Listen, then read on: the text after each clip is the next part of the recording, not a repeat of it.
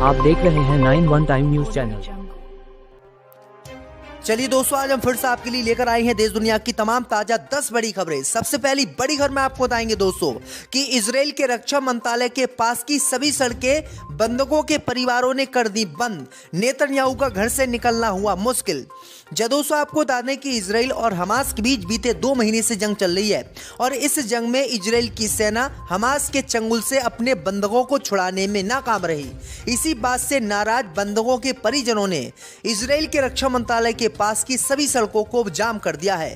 खबर सामने निकल कर आई दोस्तों कि नेतन्याहू को इजराइल में बंधकों के परिजनों की नाराजगी झेलनी पड़ रही है, क्योंकि इजराइल की सरकार और इजराइल की सेना गाजा पट्टी में हमास से जंग लड़ते हुए अपने बंधकों के पास नहीं पहुंच पाई और एक भी बंधक को वो रिहा नहीं कर पाई। इसी मामले को लेकर रक्षा मंत्रालय के पास की सभी सड़कों को इजराइल के बंधकों के परिवारों ने बंद कर दिया है और जमकर विरोध प्रदर्शन हो रहा है। इसी विरोध प्रदर्शन के चलते नेतन्याहू का घर से निकलना मुश्किल हो गया है, क्योंकि नेतन्याहू के घर के आसपास की सड़कें भी सभी बंधकों के परिजनों ने बंद कर दी हैं। इसी के साथ आपको बताएंगे दोस्तों कि गाजा पट्टी में मरने वालों की संख्या बढ़कर पहुंची 19,000 से ज्यादा। दोस्तों, आपको बता दें कि फिलिस्तीन के स्वास्थ्य मंत्रालय ने आज जानकारी दी है कि 7 अक्टूबर से आज तक की जंग में गाजा पट्टी में कम से कम 19,453 फिलिस्तीनियों की मौत हो गई है। मंत्रालय ने बताया है कि कुल मौतों में 70% महिलाएं और बच्चे हैं। इसके अलावा कुल 52,286 फिलिस्तीनी बच्चे घायल हुए हैं, जबकि अन्य अज्ञात हैं। मीडिया को दी गई जानकारी के अनुसार इसकी जानकारी पूरी दुनिया में आज फैला दी गई है, जिसे सुनकर पूरी दुनिया इजराइल से नाराज है। इसी के साथ आपको बताएंगे दोस्तों कि ईरान की सबसे ताकतवर जगह पर इजराइल ने कर दिया भीषण धमाका। अमेरिका इजराइल में बढ़ेगा फिर से तनाव। दोस्तों, आपको बता दें कि इजराइल और हमास की जंग के बीच ईरान की राजधानी तेहरान में भीषण धमाका हुआ है। ईरानी aviation and space force headquarter में यह धमाका हुआ है। धमाके के बाद हेडक्वार्टर से आग की लपटें उठती दिखी। भीषण धमाके ने मिडिल ईस्ट में संकट और बढ़ाने की आशंका बयां की है। गाजा पट्टी और लेबनान बॉर्डर पर जारी जंग के बीच इस धमाके से अमेरिका और ईरान के बीच फिर से जंग शुरू हो सकती है। विस्फोट इतना जोरदार था कि आग की ऊंची ऊंची लपटें काफी देर तक हेडक्वार्टर से उठ रही हैं। जानकारी के मुताबिक इस हेडक्वार्टर में ईरान मिसाइल बनाता था और ड्रोन सप्लाई करता था। वहीं ईरान ने आशंका जताई है कि यह हमला इजराइल और अमेरिका ने मिलकर किया है, जिससे ईरान को कमजोर किया जा सके और जो उसके मिसाइल सिस्टम बनाने के सामान है उनको नष्ट किया जा सके। ईरान ने कहा कि इजराइल और अमेरिका कितना भी कुछ कर लें, लेकिन उसका कुछ भी नहीं उखाड़ पाएंगे। इसी के साथ आपको बताएंगे दोस्तों कि लाल सागर में 2 मालवाहक जहाजों पर हूती विद्रोहियों ने फिर से किया हमला। दोस्तों, आपको बता दें कि यमन के हूती विद्रोहियों ने लाल सागर में इजराइल और हमास पर ताबड़तोड़ हमले शुरू कर दिए हैं। खबर सामने निकल कर आई दोस्तों कि यमन के हूती विद्रोहियों ने लाल सागर में आज फिर से 2 मालवाहक जहाजों पर ड्रोन से हमला किया है। इससे समुद्री व्यापार बिल्कुल बाधित हो गया है और मालवाहक कंपनियां इस क्षेत्र से दूर चली गई हैं। वहीं आपको बता दें कि इससे अरबों डॉलर का उन सभी अड़ोस पड़ोस के देशों को नुकसान हुआ है, क्योंकि जो कंपनियां लाल सागर में अपने जहाजों को भेजकर व्यापार करती थीं, अब उन कंपनियों ने अपने जहाजों को लाल सागर में भेजने से इनकार कर दिया है और हाथ खड़े कर लिए हैं, जिससे पूरी दुनिया में महंगाई बढ़ सकती है, क्योंकि जो भी जहाज इजराइल और अमेरिका के समर्थन वाले हैं उन सभी पर जो है हूती विद्रोही हमला कर रहे हैं। इसी के साथ आपको बताएंगे दोस्तों कि जंग के बीच इजराइल जाएंगे हरियाणा के वर्कर्स, 10,000 लोगों को मिलेगी नौकरी। दोस्तों, आपको बता दें कि इजराइल और हमास जंग के बीच इजराइल की सरकार ने भारत से 1 लाख कामगारों की मांग की थी। पिछले महीने इजरायली बिल्डर्स एसोसिएशन ने कहा था कि उसके अधिकारी भारत के साथ बातचीत कर रहे हैं। इजराइल में कंस्ट्रक्शन सेक्टर में 25% फिलिस्तीनी नागरिक काम करते थे, लेकिन जंग के बाद करीब 1 लाख फिलिस्तीनियों को देश से बाहर कर दिया गया और इसी बीच अब हरियाणा के 10,000 लोगों को नौकरी देने के लिए इजराइल ने अप्रूवल भेजा है। सरकार ने इसके लिए भर्ती भी निकाल दी है। हरियाणा कौशल रोजगार निगम में भर्ती निकालते हुए कहा कि हरियाणा सरकार इजराइल में 10,000 लोगों को नौकरी देना चाहती है। भर्ती नियमों के मुताबिक इस नौकरी के लिए न्यूनतम 10वीं 12वीं पास होना चाहिए और इसकी उम्र 25 से 26 साल होनी चाहिए। ये बड़ी अपडेट आ रही दोस्तों कि इजराइल अब भारत के 10,000 वर्कर्स जाएंगे, क्योंकि गाजा पट्टी के फिलिस्तीनी लोगों ने इजराइल में काम करने से इनकार कर दिया, क्योंकि दोनों ही देशों के बीच जंग छिड़ गई थी। इसी के साथ आपको बताएंगे दोस्तों कि इजराइल ने दक्षिण गाजा पर किए हमले, उत्तरी हिस्से के एक अस्पताल में छापेमारी भी की।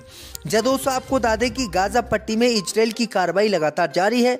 अब खबर सामने निकल कर आई दोस्तों कि इजराइल ने मंगलवार को दक्षिण गाजा को निशाना बनाते हुए हमला किया है, जिसमें 28 फिलिस्तीनियों की मौत हो गई है। साथ ही इजराइल ने गाजा के उत्तरी हिस्से में एकमात्र संचालित अस्पताल पर भी छापेमारी की है। यह घटनाक्रम ऐसे समय में सामने आया है जब इजरायली हमले में 3 बंदूकों की मौत के बाद उस पर संघर्ष विराम के लिए दबाव बढ़ रहा है।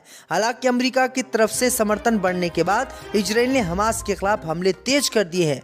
हमास की ओर से 7 अक्टूबर को इजराइल पर किए गए हमले में इजराइल के कई लोगों की मौत हुई थी। इसी के साथ आपको बताएंगे दोस्तों कि भारत के पड़ोसी देशों ने बनाया त्रिगुट, तो बौखला उठा अमेरिका। पुतिन शेख हसीना की दोस्ती से अमेरिका को लगी मिर्ची। दोस्तों आपको बता दें कि अगले महीने के पहले हफ्ते में बांग्लादेश में संसदीय चुनाव होने हैं, लेकिन उससे पहले बांग्लादेश की सत्तारूढ़ आवामी लीग ने अमेरिका पर इन चुनावों में धांधली करवाने की कोशिश का आरोप लगाया। इसमें प्रधानमंत्री शेख हसीना के विरोधियों द्वारा हिंसक विरोध प्रदर्शन का मौन समर्थन देने के भी आरोप शामिल हैं। बांग्लादेश की सत्तारूढ़ पार्टी के एक वरिष्ठ सलाहकार ने बताया है कि प्रधानमंत्री शेख हसीना के नेतृत्व में रूस के साथ साथ चीन संग बांग्लादेश के बढ़ते संबंधों से अमेरिका घबरा गया है और अमेरिका नहीं चाहता है कि उनके पड़ोसी देश चीन और रूस से अच्छे संबंधों और इन्हीं में अड़ंगा डालने के लिए वो शेख हसीना को बांग्लादेश की कुर्सी से हटाना चाहता है और ऐसा कुछ करवाना चाहता है जिससे शेख हसीना प्रधानमंत्री के पद से हट जाएं और वो ऐसा प्रधानमंत्री बांग्लादेश में बनाएगा जिसे वो अपनी उंगलियों पर नचा सके। इसी के साथ आपको बताएंगे दोस्तों कि संसद से 141 विपक्षी सांसदों के निलंबन से नाराज हुए असदुद्दीन ओवैसी आदेश वापस लेने की कर दी मांग। दोस्तों आपको बता दें कि लोकसभा और राज्यसभा से 141 विपक्षी सांसदों के निलंबन पर एआईएमएम के सांसद असदुद्दीन ओवैसी ने मोदी सरकार पर बड़ा हमला किया है। उन्होंने कहा कि निलंबन केंद्र की मोदी सरकार को वापस लेना चाहिए। संसद को बीजेपी की चिंतन बैठक की तरह नहीं चलाया जा सकता। दरअसल आपको बता दें कि 141 विपक्षी सांसदों के इसलिए निष्कासित कर दिया गया क्योंकि वो कई बीजेपी के बिलों का विरोध कर रहे थे और काफी हंगामा कर रहे थे। दरअसल आपको बता दें कि पहले सोमवार को 33 सांसदों और 45 सांसदों को निलंबित किया गया था। इसके बाद अब और सांसदों को निलंबित किया गया है, जिससे अब पूरे देश में इस मामले को लेकर चर्चा है और अब बीजेपी सरकार पर भी दबाव बनाया जा रहा है। इसी के साथ आपको बताएंगे दोस्तों कि भारत कनाडा में फिर से बढ़ेगा तनाव। खालिस्तानी समर्थकों ने वैंकूवर में भारतीय दूतावास के बाहर किया प्रदर्शन।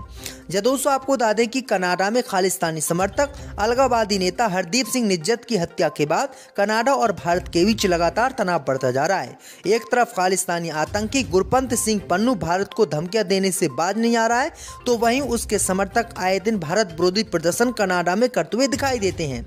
इसी बीच वैंकूवर में भारतीय दूतावास के बाहर सिख फॉर जस्टिस के सदस्य दर्जनों ने खालिस्तानी आतंकवादी हरदीप सिंह निज्जर की हत्या के खिलाफ विरोध प्रदर्शन किया। प्रदर्शनकारियों ने खालिस्तान के झंडे लहराए और प्रधानमंत्री के खिलाफ नारेबाजी की।